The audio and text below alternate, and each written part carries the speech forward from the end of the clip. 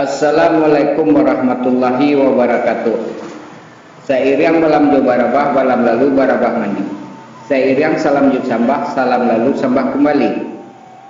Unsana minang mustika jaya nambo cintoi bersebok kita di video kali ko. Semoga unsana ambo nambo cintoi selalu berada dalam keadaan sehat walafiat. Amin ya rabbal alamin. Dalam video kali ko sana minang mustika jaya kasedonyo kita akan mendengarkan penjelasan dari beberapa orang ustadz tentang lafaz atau melafazkan niat sembahyang atau melafazkan niat untuk melakukan sembahyang. Seperti usolli fardu zuhri, apakah itu harus dibaca secara lisan atau harus tadanga atau cukup di dalam hati. Mari kita akan dapatkan penjelasannya dari beberapa ustaz setelah di video selanjutnya ko. Baat penting mana bagi kita untuk selalu memperbaiki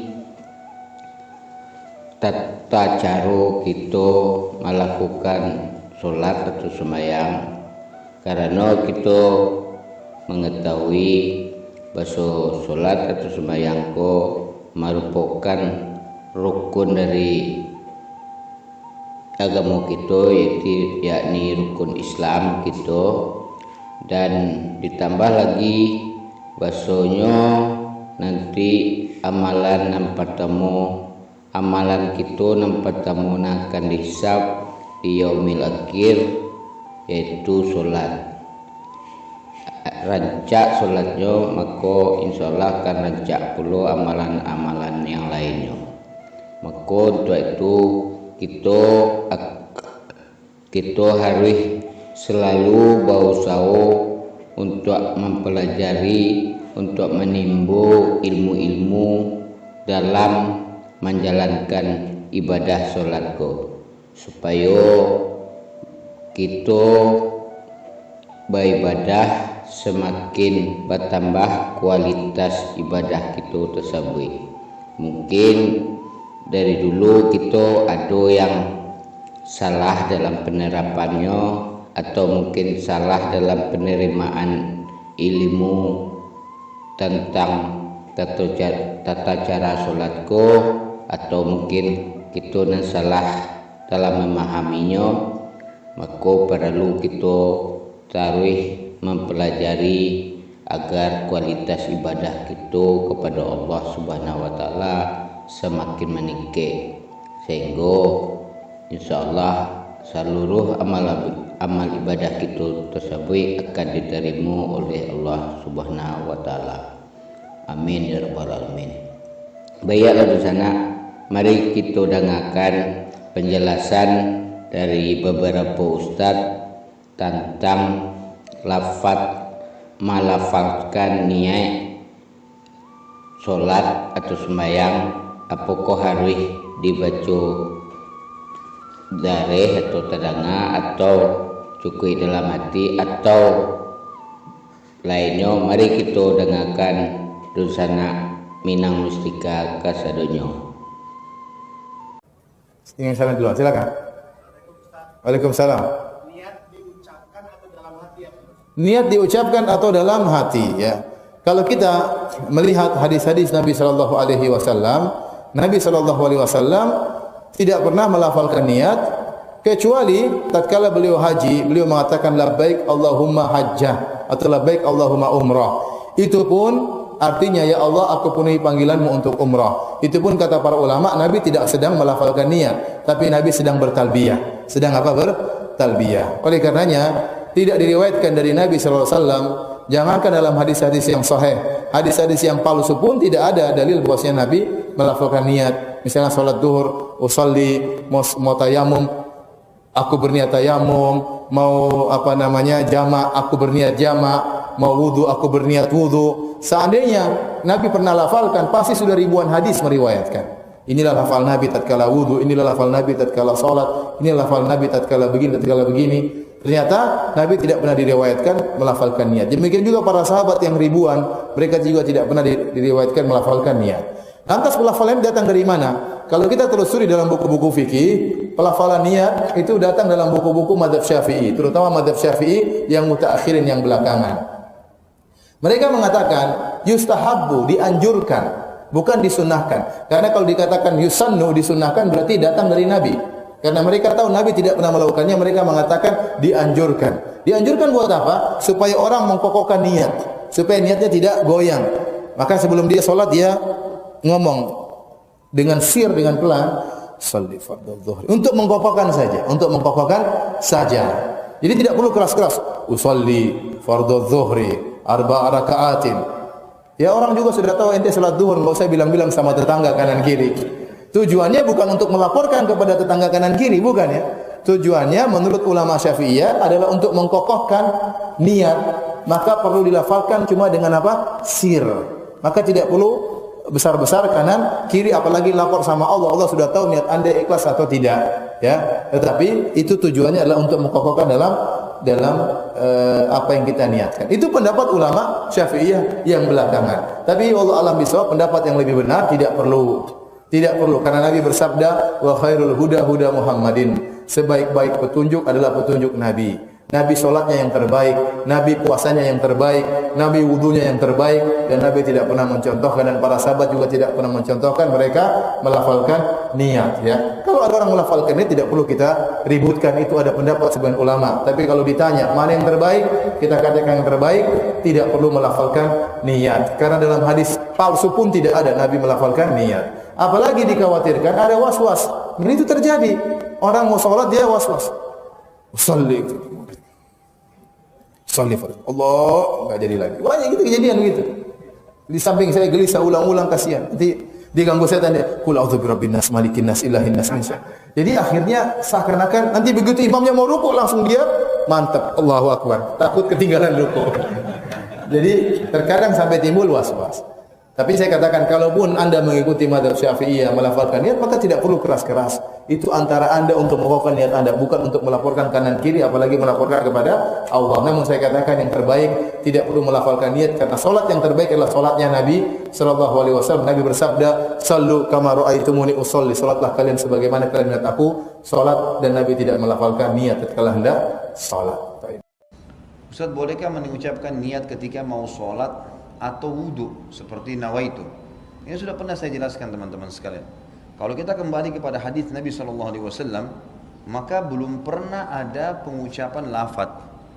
Tidak pernah ada satupun hadis Nabi SAW yang berbunyi nawaitu shoma ghadin, usolli fardhu salatid duhur, nawaitul wudhu. Ini tidak pernah ada lafaz hadisnya. Dari mana ini? Ini dari teman-teman kita yang menisbatkan diri kepada mazhab Syafi'iyah di Mesir, tepatnya di Al-Azhar. Disusunlah, mereka mengatakan niat itu harus, ya, supaya orang itu tidak lupa dan jelas dia ucapkan dengan lisannya. Lalu disusunlah niat-niat itu. Kalau mau sholat, sholli fardhu salatid duhur, nawaitu shoma ghadin untuk puasa, nawaitul wudu'a, dan seterusnya. Ini semua disusun. Mereka pun mengatakan dalam buku-buku mereka, ini adalah niat pelengkap, bukan niat asas. Niat asas dalam hati. Kalau ada seseorang mengucapkan dengan lisannya nawaitu shoma ghadin usolli fardhu salatid duhur, tapi hatinya enggak niat sholat, enggak diterima. Tapi kalau ada orang niat dalam hatinya memang mau sholat duhur dan dia lupa ucapkan usolli fardhu salatid duhur, diterima sholatnya karena asas niat adalah hati. Ini pendapat yang menisbatkan diri kepada Syafi'iyah, adanya niat dengan lisan tapi itu pelengkap, bukan itu asas. Bukan itu asas, gitu kan. Kalau jumhur ulama, Imam Ahmad, Imam Malik, Imam Abu Hanifah mengatakan tidak ada niat kecuali dalam hati. Seperti contoh, Bapak Ibu tadi mau sholat isya, begitu iqamah kita berdiri di shaf. Bukankah dalam hati kita sudah niat mau sholat isya? Kan tidak mungkin sholat maghrib, nggak mungkin sholat subuh, nggak mungkin.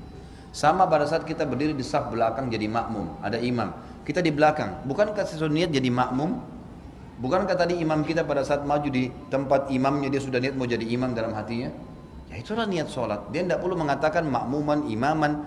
Yang sudah jelas dia jadi makmum dia. Sudah jelas-jelas dia begini. Dia mau sholat duha. Dia berdiri mau sholat duha. Tidak mungkin dia niat sholat duhur.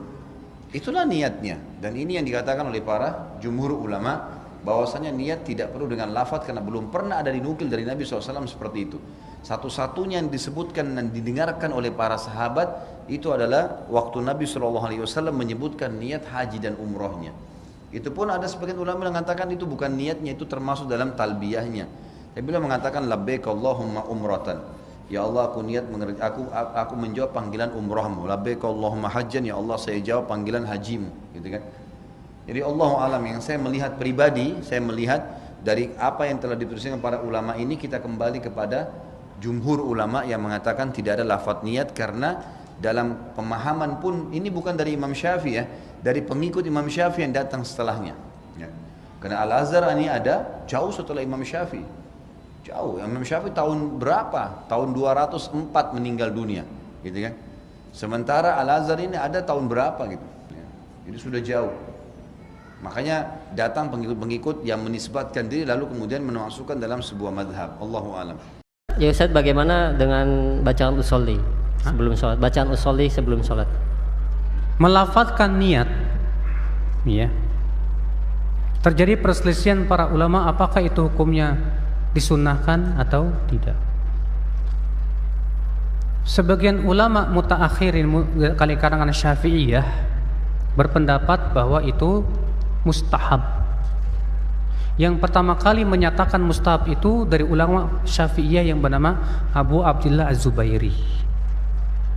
Itu disebutkan oleh Imam Nawawi dalam kitab Syarhul Muhadzab di jilid 2. Waktu itu Imam Nawawi sedang mensyarah ucapan perkataan Imam Syairazi dalam kitab Al-Muhadzab. Apa kata Imam Asy-Syairazi? Wa ba'du ashabina man yara bi istihbabit talaffuz bin niyyah wa laysa bi syai' wa li anna an-niyyah mahalluhal qalb. Sebagian ulama kami dari mazhab Syafi'iyah ada yang berpendapat disunnahkan melafadzkan niat, dan itu pendapat yang tidak ada dalilnya. Juga dikarenakan niat itu tempatnya di hati. Kata Imam Nawawi apa? Maksud ashab yang disebutkan oleh Asy-Syairazi adalah Abu Abdillah Zubairi, di mana beliaulah yang pertama kali mengatakan disunnahkan. Apa landasannya? Karena beliau memahami perkataan Imam Syafi'i dalam kitab Al-Um. Waktu itu Imam Syafi'i sedang membahas masalah haji. Apa kata Imam Syafi'i dalam Al-Um? Walaysat kas-shalah fa innaha la budda minan nutqi. Tidak sama dengan solat karena solat itu harus diucapkan. Dipahami oleh Abu Abdullah Az-Zubairi maksudnya mengucapkan apa? Niat.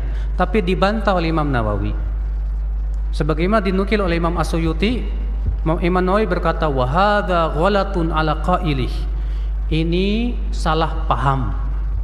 Yang dimaksud oleh Imam Syafi'i bukan mengucapkan niat, akan tetapi adalah mengucapkan takbiratul ihram. Makanya Pak, ulama mazhab Syafi'iyah terdahulu enggak setuju dengan pendapat Abu Abdillah Zubairi. Pendapat Abu Abdillah Zubairi dibantah oleh Imam Nawawi, Imam Syairazi, Ar-Rafi'i, ulama-ulama besar dari mazhab Syafi'iyah semua itu, Pak. Iya. Ini adanya di mazhab Syafi'i. Adapun di 3 mazhab yang lain enggak ada. Maksudnya tidak disyariatkan. Sekarang okelah. Sekarang kita lihat dalilnya, ada enggak dalil dari Rasulullah SAW? Rasulullah melafadzkan niat? Enggak ada. Bahkan ketika Rasulullah SAW mengajarkan seorang yang sholatnya enggak becus, apa kata Rasulullah SAW kepada dia? Idza qumta ilas shalah fatawaddo, tsumma istaqbilil qiblah fakabbir. Tuh lihat. Kalau kamu mau sholat, berwudulah, kemudian menghadaplah ke kiblat, lalu takbirlah. Lihat, Rasulullah tidak mengajarkan apa? Lalu ucapkan niat. Makanya seluruh ulama sepakat niat tempatnya di mana? Di hati. Maka Rasulullah tidak pernah kita mendengar mau sholat melafadzkan niat, Pak. Tidak pula para sahabat. Kalaulah Rasulullah melafadzkan niat, pasti sudah diketahui oleh para sahabat dan dinukil kepada kita, ya, oleh para sahabat Rasulullah sallallahu alaihi wasallam.